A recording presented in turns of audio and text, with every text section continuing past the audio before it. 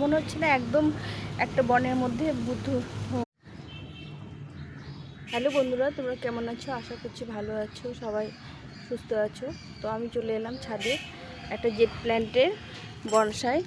এইটা round shape দিয়েছি, দেখো কত সুন্দর হয়েছে, সুন্দর একটা শেপ নিয়েছে।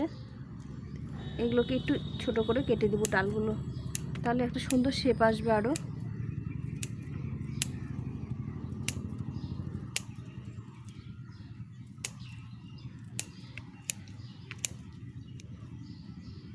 দুটো করে ডাল বেরোবে প্রতিটা মাথা থেকে।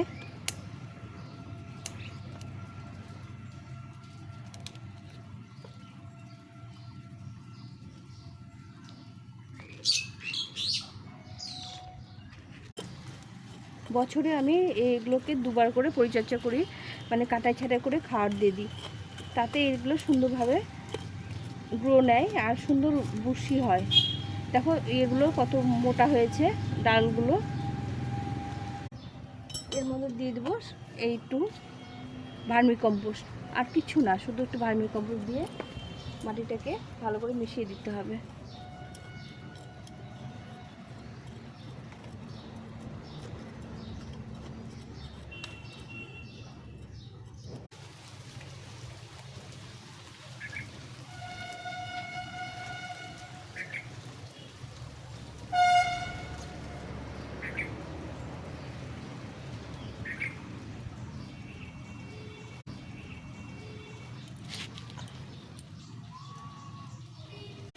এভাবে করে গাছগুলো সব বসিয়ে দিলাম, এখন মাথাগুলো একটু ছেটে দিতে হবে।